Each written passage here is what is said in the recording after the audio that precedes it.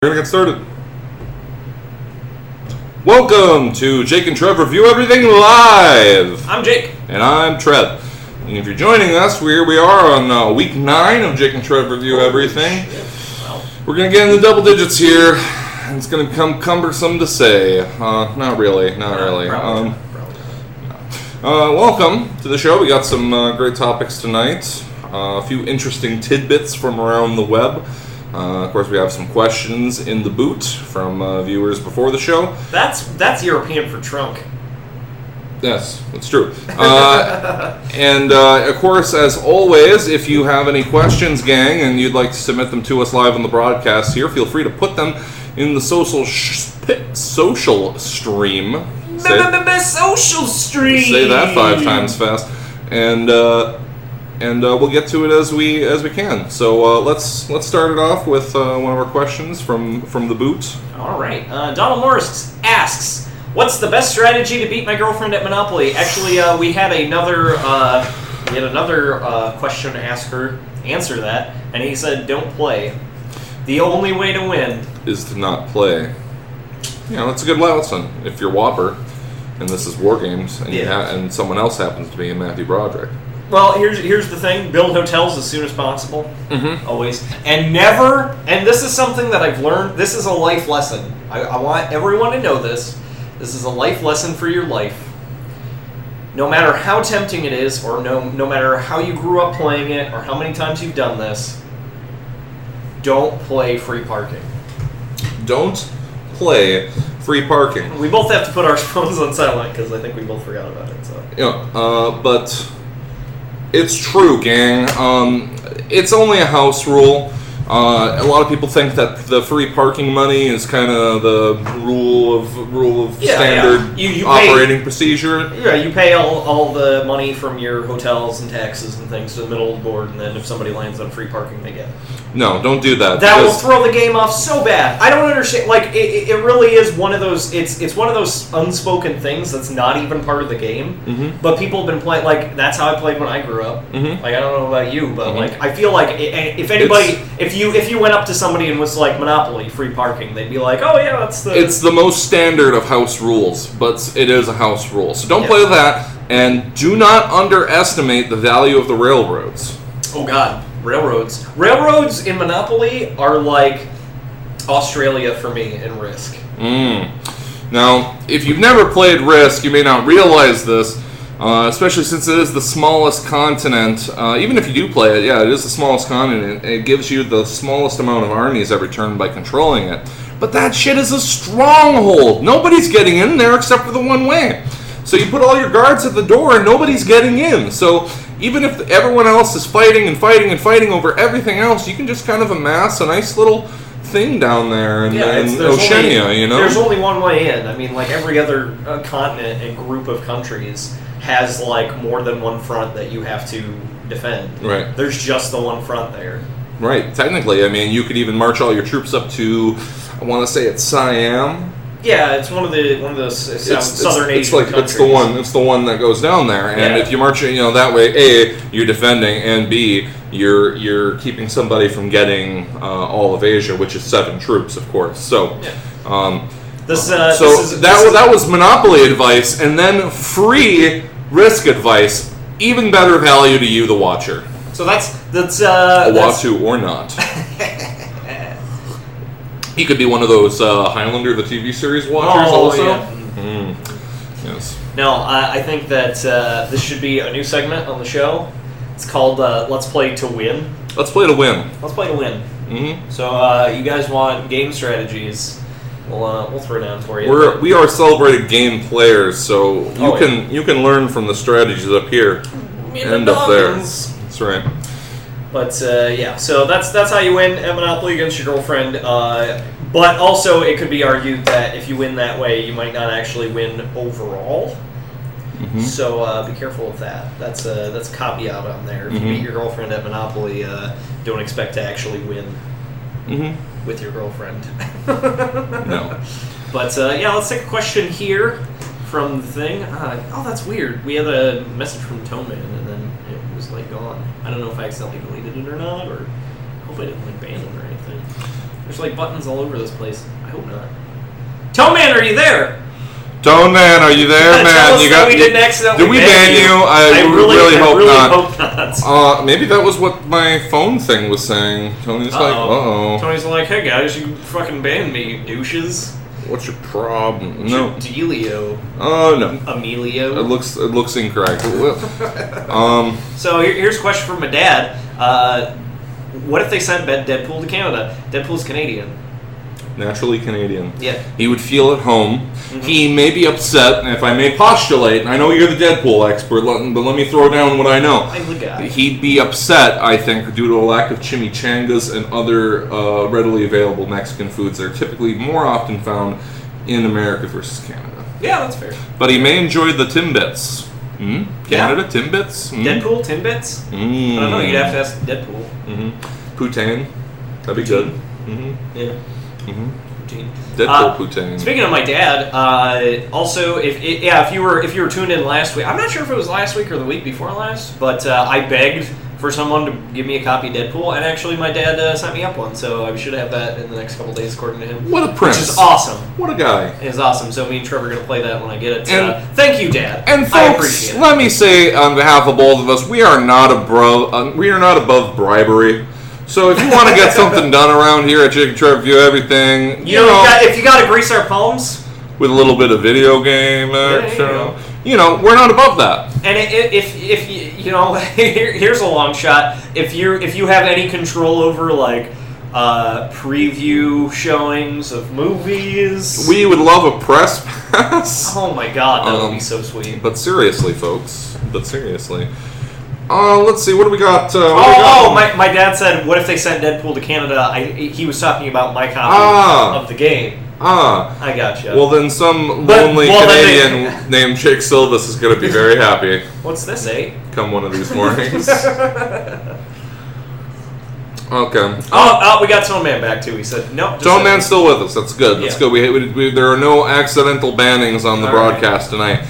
I mean, we might have to crack the whip someday, but with as many viewers as we have right now, you guys should be good as long as you don't go. So, have you seen this, guys and girls? Have you seen this? Have you heard about this? There's been a report out recently that the Bureau of Economic Development, the Economic Development Administration. Okay. They put out a report recently, and they had a very unique way to deal with some security issues they had. They had gotten a report from one of the intelligence agencies. I want to say it's the NSA, but they've been in the news lately, and I might just be kind of filling in the blank here. But they were told by one of our intelligence agencies, along with another agency, that the two of them had been infected with malware, and that it needs to get taken care of. And the other agency, whose name escapes me, it's not as important. It's never really important when somebody does a job right versus when they do it real wrong. The Department of Naming the Things That Are on the Ends of Your Shoelaces? Sure, that's who it was.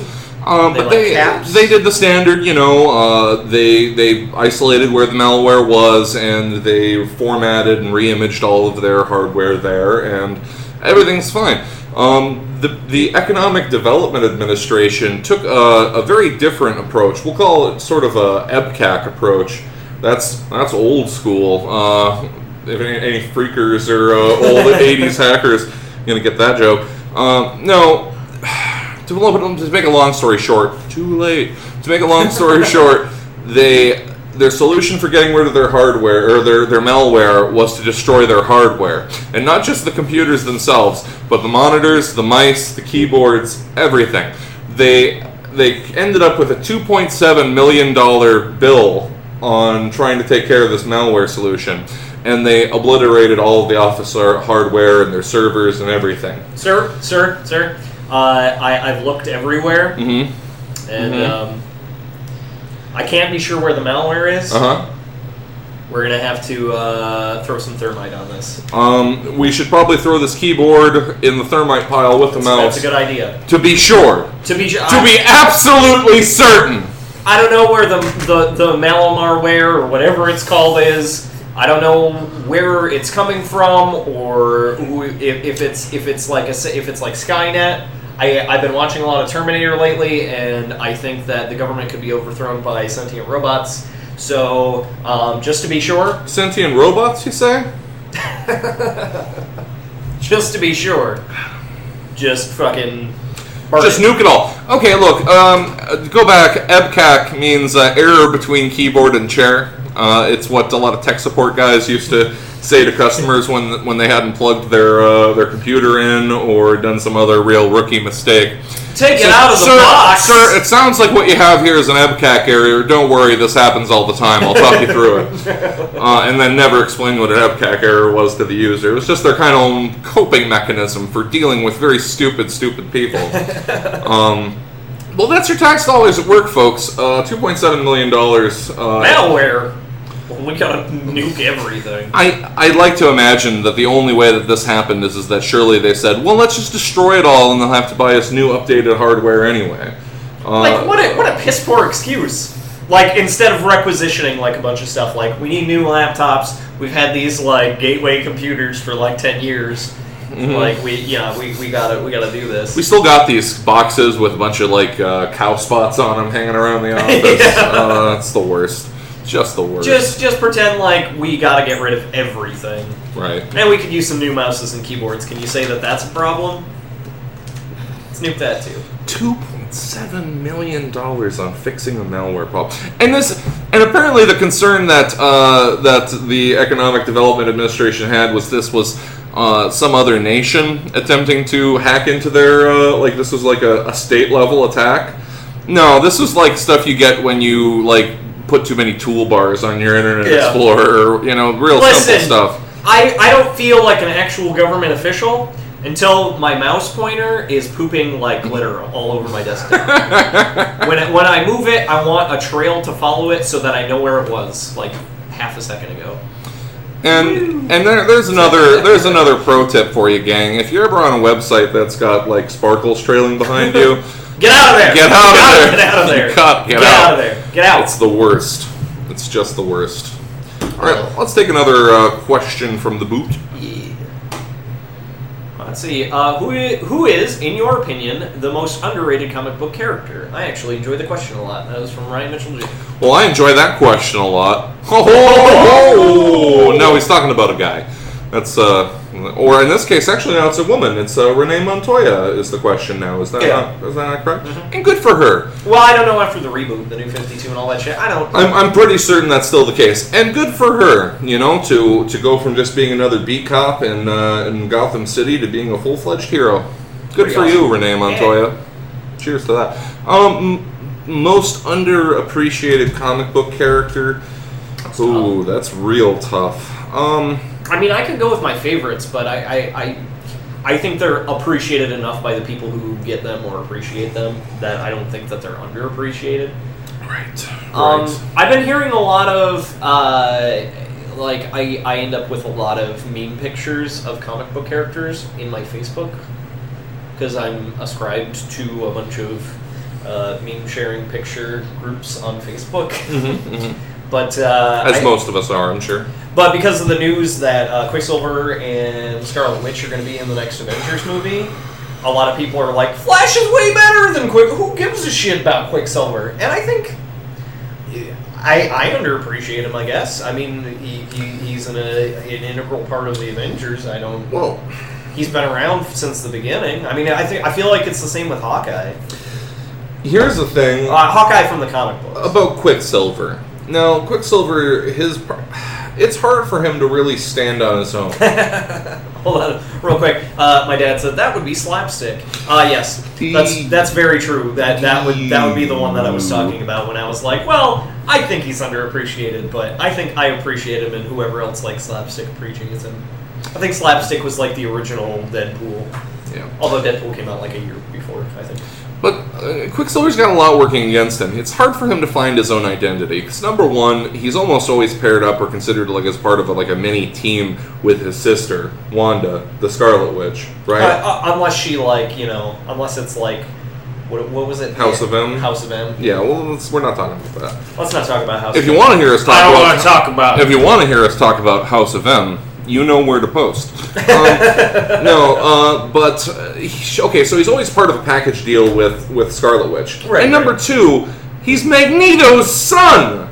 You know, so he's like constantly trying to get out from under that shadow, you know? And I mean, and his dad's flip-flopped on being a villain, being a hero, almost as much as Quicksilver has. Who doesn't Magneto have a bunch of progeny? Was Unis the Untouchable, was he? I think so, and also Polaris, I seem to recall, was like his daughter also, which makes sense. Magneto powers. Yeah. But okay, so like, is it real hit or miss where like maybe you have like a 1/4 chance of passing on your own personal mutation to somebody else, one of your progeny? Otherwise, there's like a 3/4 chance they'll just get whatever. Yeah. Wouldn't that suck if your parents were like really prominent mutants and then you didn't become a mutant?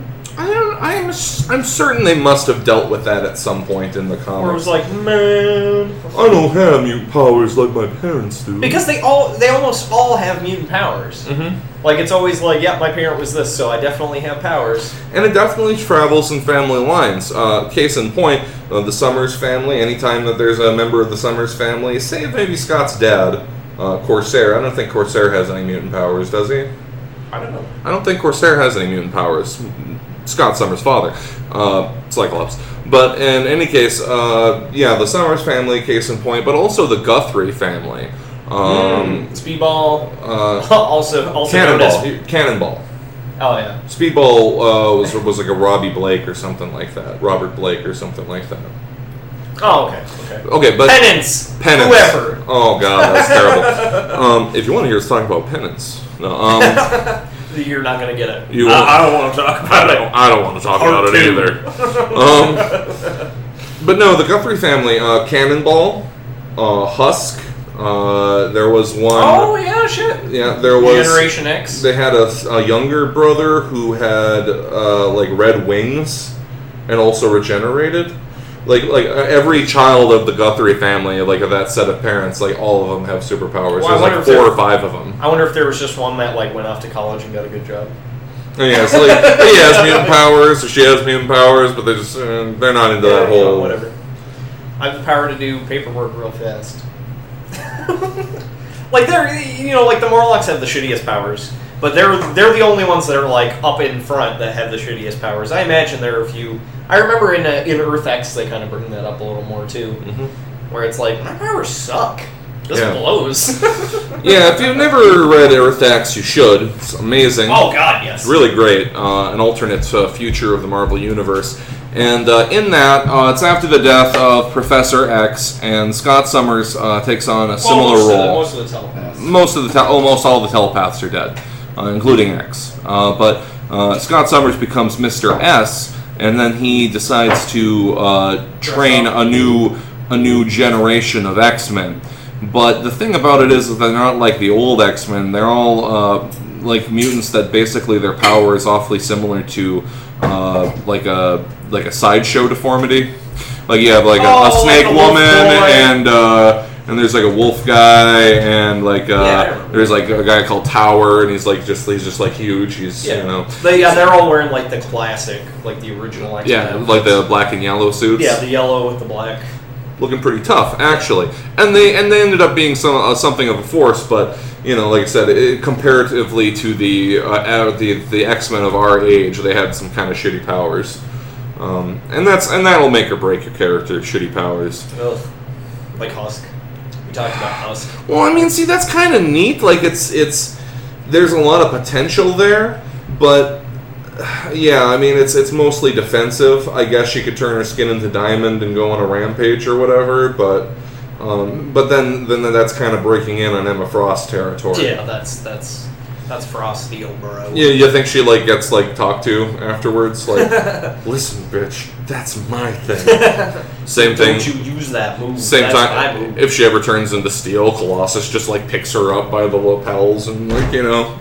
That is my maneuver! Alright, crossing over to DC territory, the second question from Ryan Mitchell J. It says, how do the two of you feel about the Flashpoint storyline in the DC Universe? I I honestly don't know what that is. Here, let's... Flashpoint? Yeah. I know a little bit about it. Well, fill me in. From what I know, you should start looking this up while I'm talking, because I'm gonna say something wrong here at some point. Let's let Trev try to explain this. Trev tries to describe a storyline when only having read like a Wikipedia article about it once. That's exactly where I'm going. So. Okay, so Flashpoint, as I understand it, was the final storyline before the reboot, and it was driven by time/Speed Force stuff. Okay. Where people who had access to the Speed Force were basically going back in time and changing things all messed up, and it created some alternate realities, and then the Flashes had to try to collapse everything back into a single reality, a gear time stream again, and then that's what created the New 52, apparently. So this is all Flash's fault. That ass. Wait, what did you do? I don't know. Oh, it says, the Reverse Flash reveals to Alan that he himself inadvertently created the Flashpoint timeline after he traveled back in time to stop the former from killing his mother. Thawne? I don't know who Thawne is. Barry pulled the entire Speed Force into himself to stop Thawne, transforming the timeline into shattering the history of his allies. That's Reverse Flash. That's Zoom. That's Professor Zoom. Oh, Professor Zoom. Okay. Why didn't they just say Professor Zoom? I know that. I don't know. They expect you. They expect you to know too many names for these characters. Professor Zoom is Reverse Flash, is Ibero Thawne. I don't know, but yeah, time travel, guys, is problematic. And let me tell you this, as a guy who's written some science fiction stories. There's an old agreement that we used to go by in our gaming group, for example, which was that there are two things that will always mess up your game or story, because it's really hard to do right. One of them's clones, and the other one is clones, and the other clones, and the other one is time travel. So don't do time travel. Look, I don't know. I've never been super impressed with the Flash, to be honest with you. I mean, I guess it's cool that they take he's got... I like the time travel elements. I do, kind of. When they take it to that extreme where it's like he pulled the power of time travel into himself and fucking... Well, and you know, they used to have like the cosmic treadmill as their way to travel in time when you're a Flash, but now they can just do it. Yeah. Well, I don't know. I actually kind of like the cosmic treadmill. A lot of people didn't, but I thought that was kind of neat.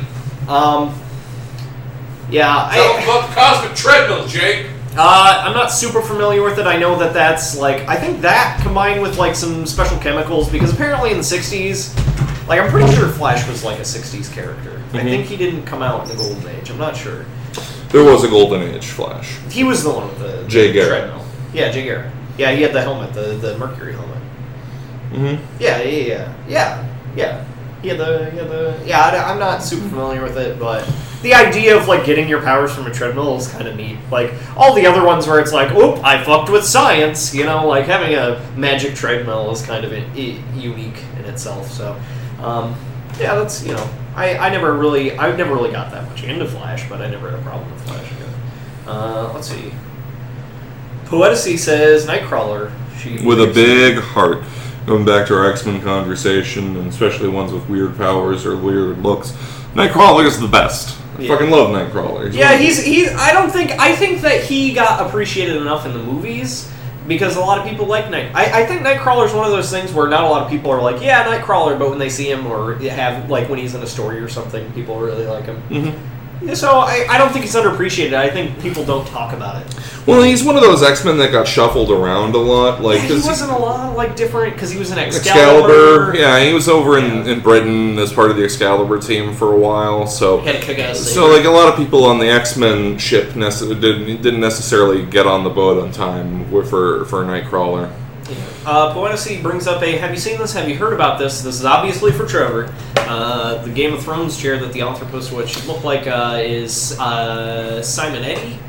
Hold on, let me pull Mark Simonetti? Mark Simonetti. Oh, man. It's pretty metal. So it's apparently, if anybody's watched HBO's Game of Thrones, you know that the Iron Throne looks like. The Iron Throne, for the uninitiated, is the throne that the Conqueror King who united the kingdoms made when he took the surrendered swords from all the lords and knights who surrendered to him, and he had them partially smelted in the great fire of his dragon, Balerion the Black Dread.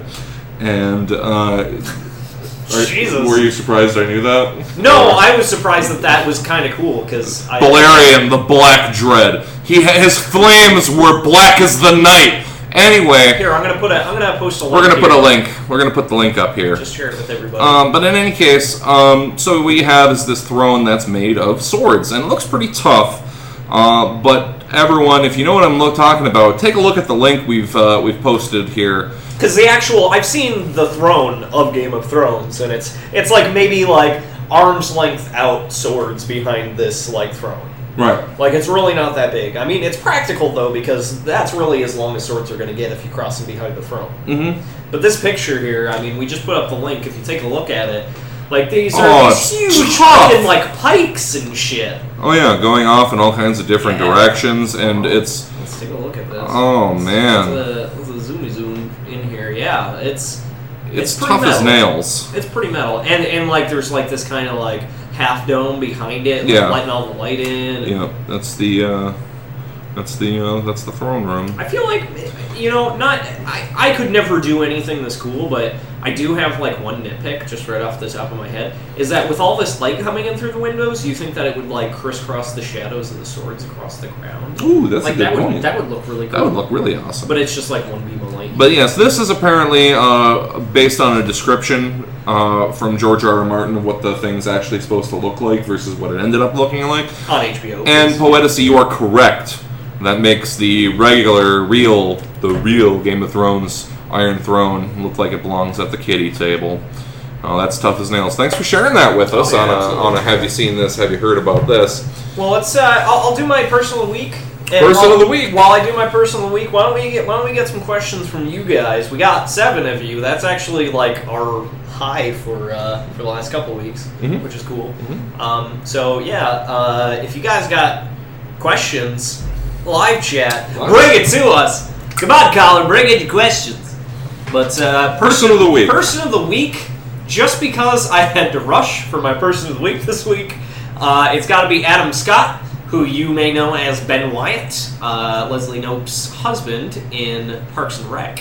Whoa, spoilers. Oh, that's not. Oh my, so we're just assuming everybody watches TV all the time. Well, dude, that's like old hat.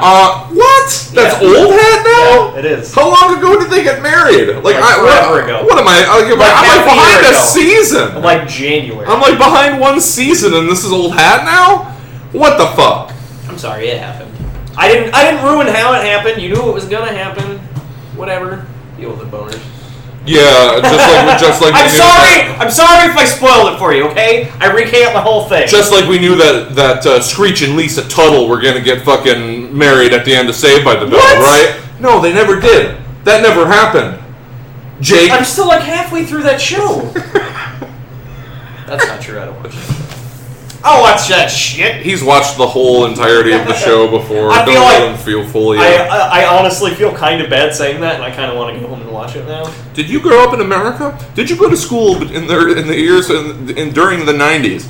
Then you watched Saved by the Bell at some point in the morning before you went to school because they did that for fucking ever. We had to get on the bus at 6. They had it on at 5. No, that was. Anyways, Adam Scott, guy who plays Ben Wyatt, who may or may not be married to Leslie Knope.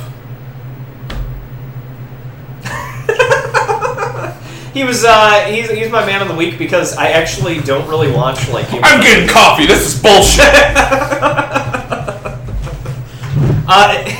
They have a new show on Comedy Central called Drunk History. It's based. If you guys haven't seen this, by the way, if you haven't seen Drunk History, if you haven't seen this and haven't heard about this, it has been on the internet for like 2 years.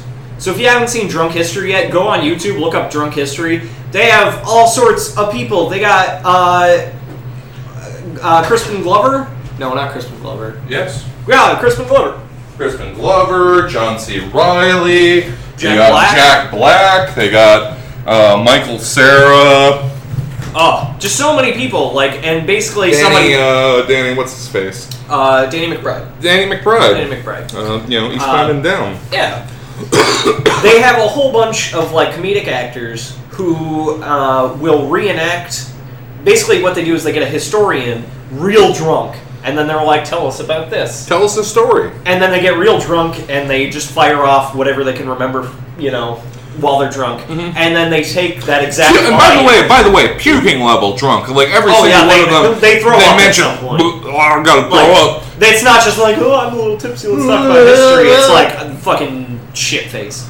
But yeah, so they basically like roll the camera. They cut between the live footage of the historians being really drunk and talking about it, and then they go to the famous people dressed up as those characters, like they had Tesla and Thomas Edison and George Washington, and they reenact with those words, like they use the historians' words as like a voiceover, basically, like an overdub.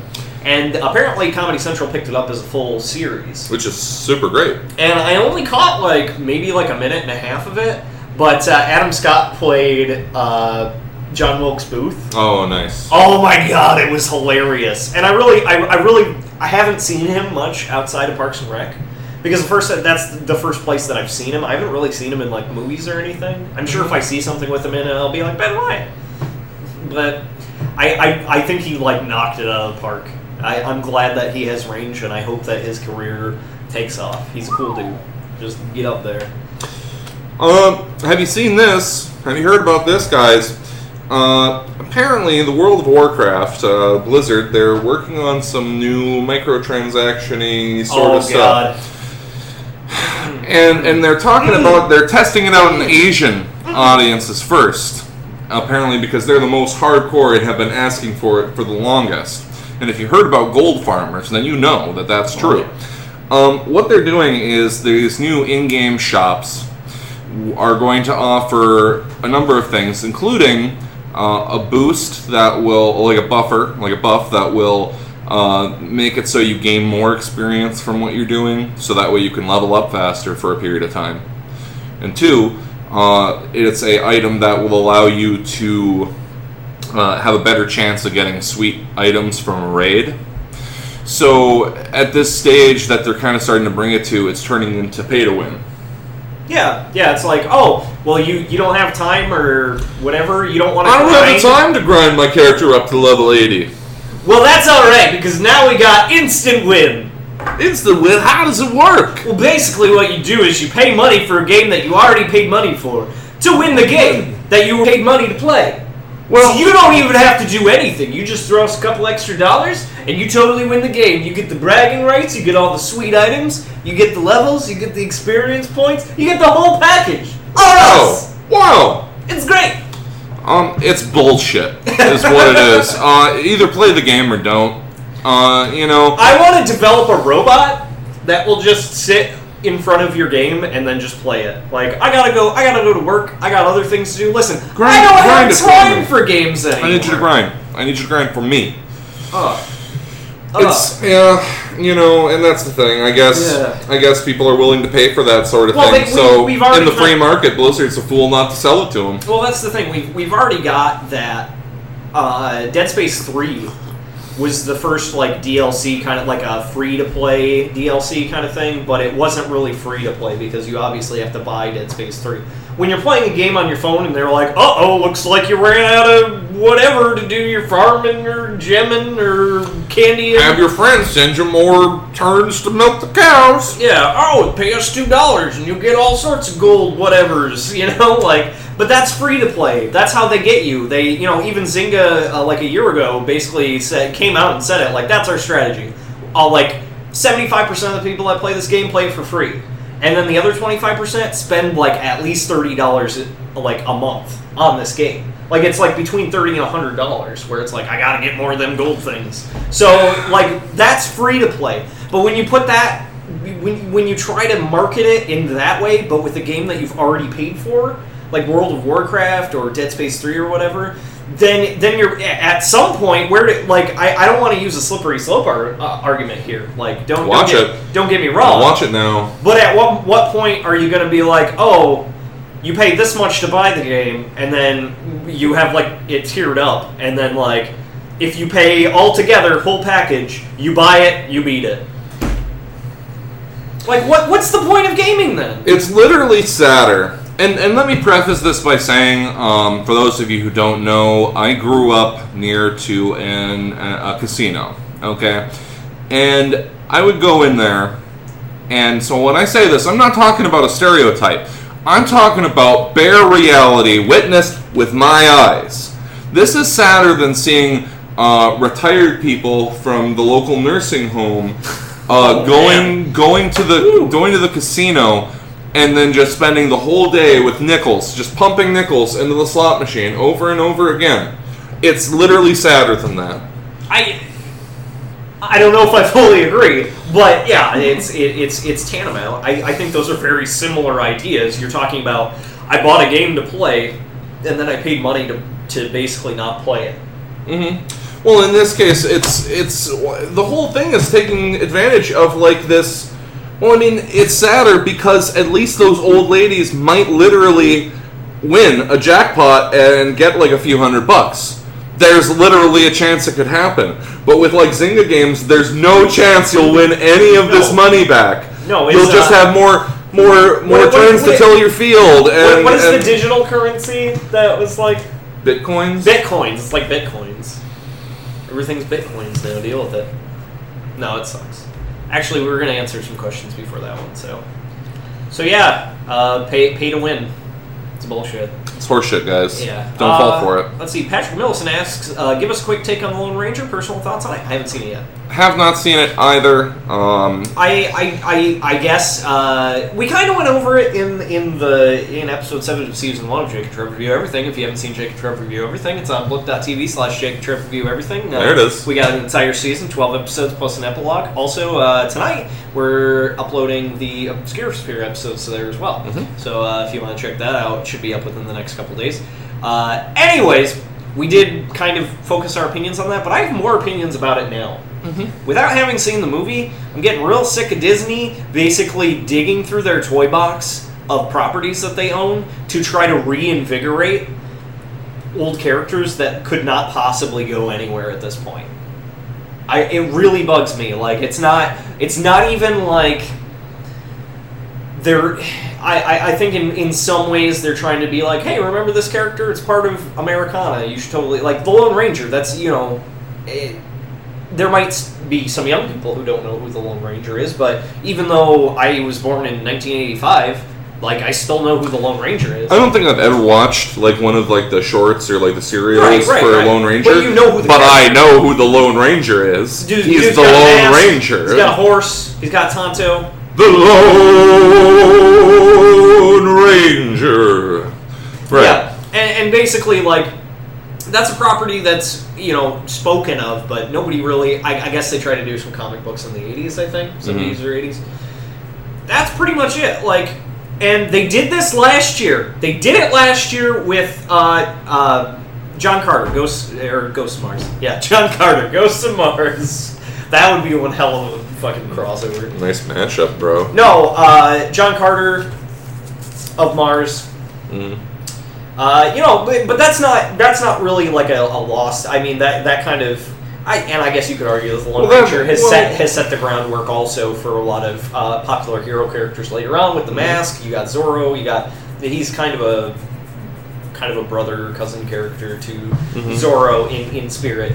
But I feel like they're really running out of shit.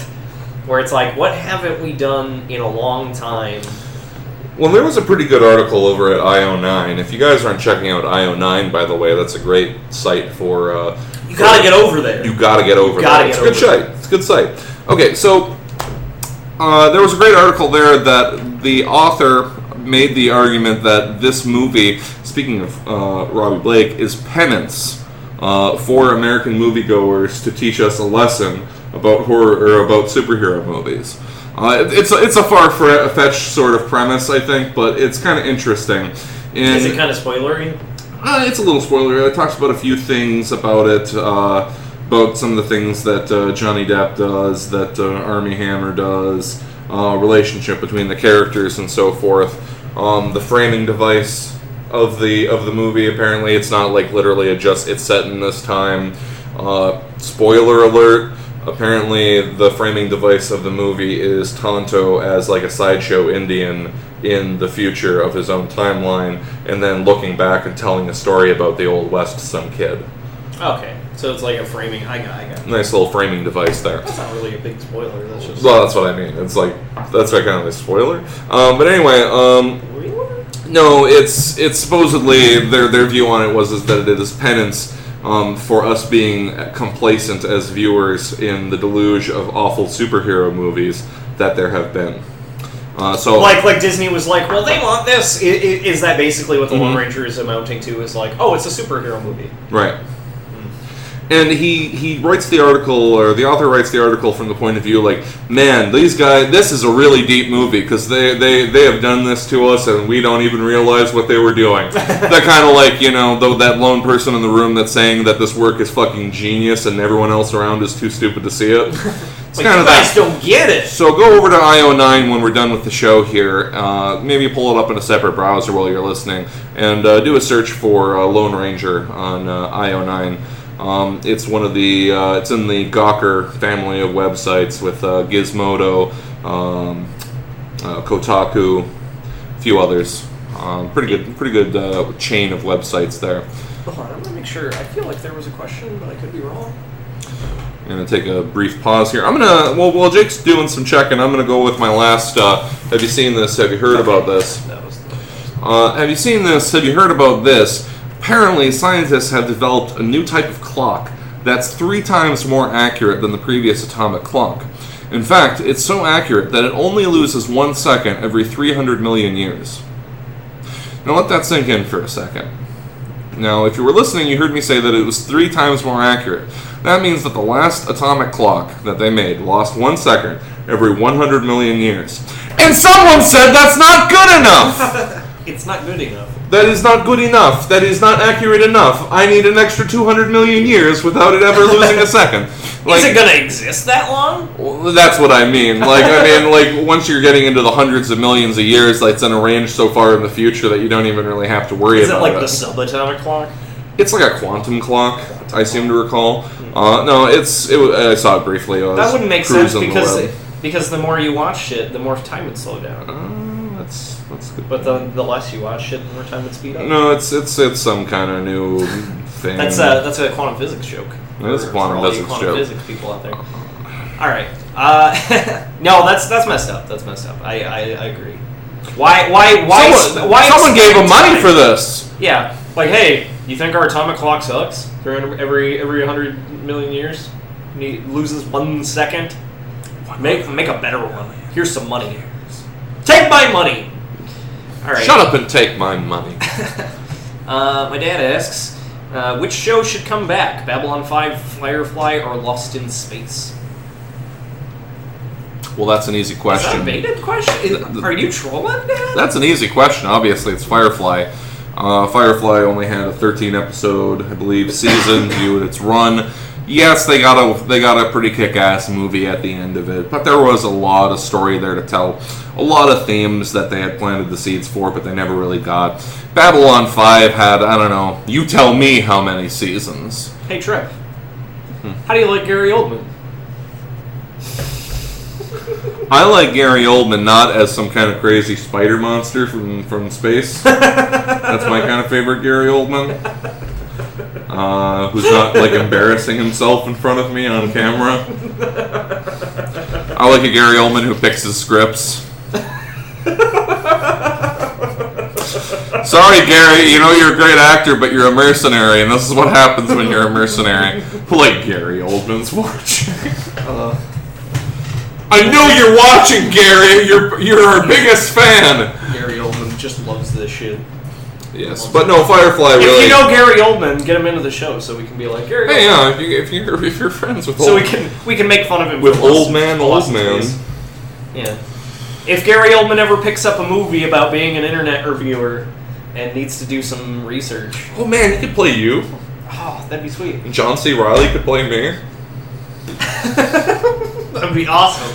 Let's do this. Jake and Trev review everything. The movie. Yeah. With big time actors. Oh man. Not a couple of talentless hacks like Jaco and I. Anyhow, Have All you right, heard? we have a list of things here in rapid succession. Have you seen this? Have you heard of Snapchat? Yes, it sucks. It's a fad. It's gonna go out. I feel bad for the people who came up with it. They better just take all that money, put it in the bank, and move on to the next thing because it's gonna be out in like super soon. Do you know what Snapchat is? Not a clue. Snapchat is a chat service where you take a picture and then it lasts for 5 seconds and then it disappears. What? Like, okay, I'm Snapchatting you, right? Uh-huh. All right, here's my face. Snap. 1, 2, 3, 4, 5. Deleted. Well, I hope I was staring at the screen when that happened. Otherwise, I would have missed that excellent picture Jake sent me. Yeah, and people like send a series of pictures, but they only last for 5 seconds. Well, that's one way to force everybody to be really engaged in using it. It's for junk pics, Oh. pretty much. It's for boobies? Yeah, it's for boobies and peepees and VVs and VVs. all that. That's all that stuff. That's all Snap. Like I've seen people like use it at work, not for VVs and PPs, but just like, hey, what's going on? I'm at work. Haha, 5 seconds. It's like, I guess it's. I haven't used it myself. I don't know how fun it is. I can't scale it on 1 to 10 fun factor for app on my phone that does something that I can do anyways, but more complicated. What's that like? Instagram. What's so special about Instagram, guys? Puts filters over your pictures. Wow, filters over my pictures? And it also shares them with friends. Well, now hold on a minute. Can I put a sepia tone on that? You bet your ass you can. Well, can I put a really stupid looking like pixelization over it? You know the answer to that. Oh, of course I do. Guys, this isn't a new feature. It's just frustrating. What about a Wait, it can be up to a 10-second span? There's a point Oh. scaling system. Is it like, did they integrate it into Reddit? Do you have to upload the pictures to keep them on there for more than 5 seconds? Oh, I don't. shit. This is getting way too complicated for me. I'm sorry. I'm done with This Snapchat. internet It's business over. is out of control. It's over. Let's see. All right, we gotta roll it back here. Snapchat was Deckard a replicant? Maybe. I like to think he was. Because What was wrong with just calling the time lady? We already did Deckard. We did. Over and over again. I think we did, that's fair. I'm sorry, bro. I'm sorry, Tone Man. Was Deckard a replicant? Maybe. Probably. What was wrong with calling the time lady? Is that like a movie phone? Hey, time lady, what's the time? Is there like a time service you can call, guys? I've never heard of 411, this. Maybe. Really? Did they tell you the time on 411? Why wouldn't you just... The time lady's obsolete Buy a in this watch. day and age. What time is it, time lady? Time to get a watch, stupid. Odyssey agrees Firefly's the one to stay. What did you think of Star Trek Into Darkness? I don't know if we really went super into depth with that. I know we both saw it and had a lot of strong... No, we did. No, We did. I don't know. We kinda I did. think we've... But I think We've kind of largely veered tried away. to like say spoiler alert and so forth. Yeah. But it's not in theaters anymore, guys. Well, it could go... Most. There's a DVD crowd, too. I trust that there's a Okay, Netflix... let me see this. Let me see this. You keep going. You keep going. All right. Hold on. Scroll up so I can answer some more of these questions, though. Kevin Smith could play Trev, says my dad. Kevin Smith could play Trev? Aw, thanks. Thanks. You know what? He's so fucking fat that he got thrown off an airplane. Fuck you. No, I'm just kidding. In this episode of J&TRE Review Everything, Trevor gets mad about everything. Trevor tells my dad, go fuck himself.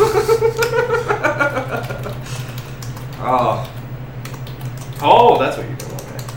Okay. Should we learn how to type? Yes, you should learn how to type.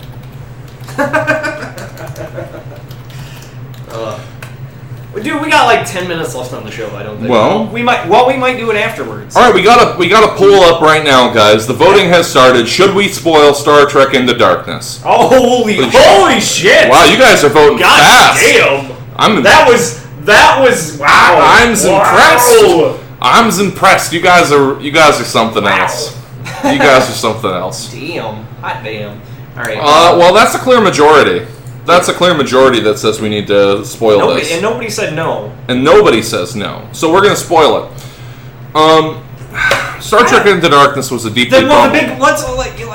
let's just get the big spoiler out of the way right now. It's gone. Is that okay? Yeah, it's and it's not even really a spoiler because we all knew this.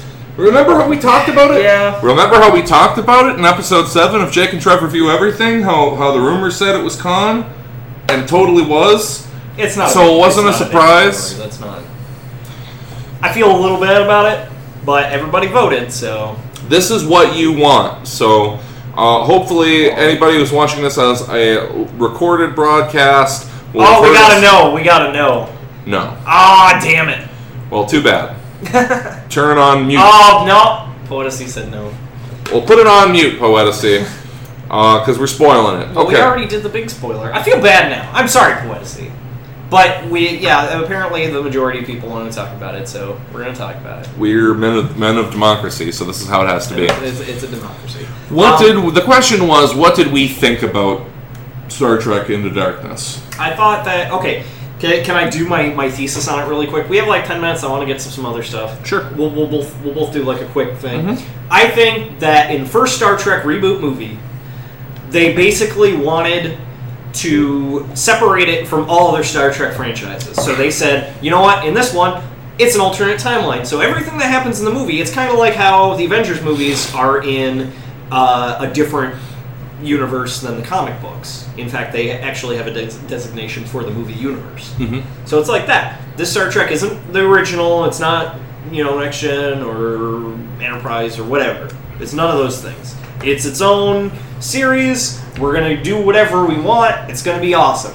But then, in this movie, they basically say, we thought about it, we set all of that up in the first movie, and now we can't think of anything new or original to do with Star Trek, so let's just steal con and do that. That's my thesis on the movie. And it had good pacing and stuff, and the action was good, but it's not really Star Trek to me. We've been watching a lot of TNG. It's not, Yeah. I don't know. There was so many stupid things in the movie. The premise that they wanted to create... Okay, as a response to what happened in the first new Star Trek movie, the Division 31 or Section 31 or 32 or whatever they were called, some secret division of Starfleet decided they needed to create new weapons to fight any of these sort of threats. And what's interesting about this is it's, as I learned today, is it's sort of mirroring, if you will, something that kind of happened with the Mirror universe in Star Trek. Oh yeah, when it was the. Well, okay, I'm about to blow your minds, guys. Listen to this shit. So it has been postulated after the fact. I think it was actually by William Shatner in a novel that he wrote about the aftermath of. First Contact. No, that's funny though. Was it Tech War? No, it was not. It was a novel about the Mirror universe, and basically the premise is that in the Mirror universe, the divergent point was after the Borg tried to infiltrate Earth during the First Contact event, as depicted in the movie First Contact, and basically because they saw this alien menace, they took a much more warlike stance, in that rather than becoming the Federation, they become the Terran Empire, and then they became like a vicious militaristic force. And that seems to be kind of the direction that they borrowed here, perhaps. In this is that now you have this contingent of Starfleet who's building super weapons of war in the case of some crazy alien invaders coming out of nowhere, right? Yeah. Okay, but the problem is that they said, we need new weapons. What do we do? So we started looking. What do you mean you just started looking? You started looking under rocks for fucking, for whatever? And then they found the Botany Bay, the SS Botany Bay or whatever, which had Khan and all of his guys in there. And so then we unfroze him because he's super smart. And he's going to make us weapons. He's going to make us weapons after 200 years of technological development that he's been asleep for. And you think he's going to make better weapons than you can make now. And he totally does. And he does! Like, really? I mean, I guess a genetic construct... The genetic wars of the 90s, I guess the eugenics wars. The eugenic wars. I guess you could argue that, I guess he had enough knowledge that he was too bad, and then they threw him into space, and then, 200 years later, he still understands more than what they developed into. Whatever. So, yes, I would agree with you, Cyrus McCarter. It was a very lazy script. People just do things because, and they never think about how much sense that would make for a person with a brain to do, but they just do it. Can I address this really quick? Mm-hmm. Blair Bear Nom says Star Trek reboot is to create an alternate universe version from the TOS series. Like I said, right. That is what they did. That's exactly what they did. But then, hence, when Khan showed up, it was Kirk that got in trouble at the end and not Spock. Well, that's the thing, because even when you're making comparisons to the original, you're still referencing it. Yeah, if that makes any sense. They didn't if you have to look at it from outside of the movie, when you as a writer you say, it would be really convenient if we reboot the movie series in a way that separates it from the original timeline so that we can do whatever with it. And then the group of writers, I don't know if they're different or whatever. To be honest, I don't know. It was J.J. Abrams that wrote this one too, right? I don't know. But yeah, they go to the second movie and say, all right, what's the new thing that we're going to do? And it's like, let's just do Khan, switch a couple things around. Instead of Kirk, it's Spock. Yeah, it's like... It's lazy. That's lazy. Let me go ahead and presume you guys have watched the season finale of Jake and Trev Review Everything. Okay? So I'm going to draw a simile for you. It's like we said, hey guys, we're rebooting Jake and Trev Review Everything. The new season, the new thing, it's going to be totally different. We're not totally using fresh. any of the characters. And then at the end of season 1, the same thing happens, except I'm on the left side of the screen alone, and Jake's on the right side of the screen alone. And then we're like, no. Oh no, it's totally different, because I was on the left side and he was on the right side this time. Yeah. It's the same thing. It's like if you just have...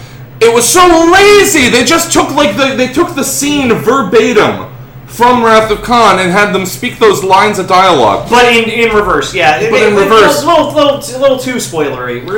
But yeah, they basically take Wrath of Khan and then do that. And then point it into a mirror and they act like it's a different thing. Yeah. The only differences that really happen in the movie are that the Klingons, they have Klingons in the movie. I thought that was interesting. And to be fair, some of the battles and stuff were cool too. The special effects were obviously good. I don't know why we have discussions about special effects anymore, because unless they're just Birdemic levels of terrible, special effects in movies are usually pretty good. Mm-hmm. That should never be a question. Nobody should be telling us like how the console companies do, where it's like, we can make these video games look way more realistic. And it's like, well, what about the gameplay and story?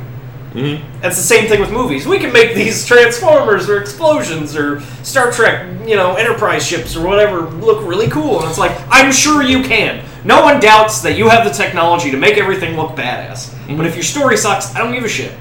But that's the point. They made the Klingons look really cool. They did. And I like their take on it. Here's something that I thought they were going to do something interesting. Here's the other they didn't. really shitty part about the end with Spock and Kirk on the other sides of the glass and everything. There was no tension. There was no tension watching it, because in the movie itself they had already basically laid the shotgun on the shelf to explain how they were going to bring somebody back from the dead. And whereas in the Wrath of Khan, wait 10 seconds. What? Oh. I'm not sure what's going on here, but but in the Wrath of Khan, there was no expectation we were getting Spock back. At the end of the Wrath of Khan, Spock was dead, and that was the end of the story. Yeah. And in this, that wasn't the end of the story. We're not left on a cliffhanger for a movie where we're wondering how or if they're going to get Kirk back. They already showed us, if you were paying attention, how they were going to bring Kirk back. Yeah, all tension in the matter was sucked out the second it started, and so that's one of the reasons why it was really awful for me, is that we had no reason to honestly suspect that Kirk was going to stay dead. We're like 3 minutes, No, so we got to stop turning this into Trek talk toward the end of the episode. I love talking Trek with you guys. Just so you know, full disclosure, we've been watching a lot of TNG lately. So it's a lot of... It's fresh. It's fresh in our minds. It's what we talk about and stuff. I'm sorry, Poeticy, for spoiling it. If you didn't bow out by now, we did. Hold on, let's check our poll again. Nope, still 5-1. But we'll try to space it out a little bit so you get a chance to mute it or whatever, and maybe we'll throw up a hand signal if we're done spoiling stuff.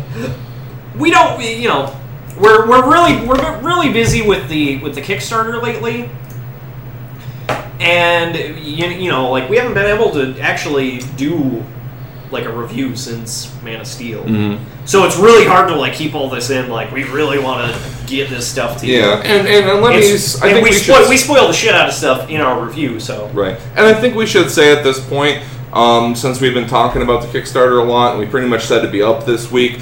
To give you guys an update, we have submitted our Kickstarter. The first version of it was not approved. It was not to their guidelines. We'll have more information as it's up. But basically, what we did all day, the day before yesterday, All day Monday, we retooled it. We had to cut a bunch of stuff. But we had to make new footage, reshoot. We had to reformat it so that we can reapply, and we're just waiting on a response right now. It's kind of frustrating. We're really trying to do our best to get it out, and you'll know about it when we're done with it. But it's just a bummer because we want to get, we're going to have the Kickstarter for a month. We're going to have to do a huge push on it. I mean, we're hoping we get your guys' help. If you like the show a lot, it would help us out greatly. We can, there's a bunch of stuff that we can do to make our show awesome for you guys. And, the Kickstarter is going to be a huge step towards the next season. So, But yeah, we haven't been able to do any reviews because we're kind of waiting on that. We're, waiting with bated breath to move forward with and get that done. So, we if we do spoilers and stuff, we're sorry. We'll come up with a better thing. In better system for spoilers to kind of give you everybody who doesn't want to hear it a little bit of a warning. Yeah. So let's close out tonight on the last question here from Todd Jake Silvas.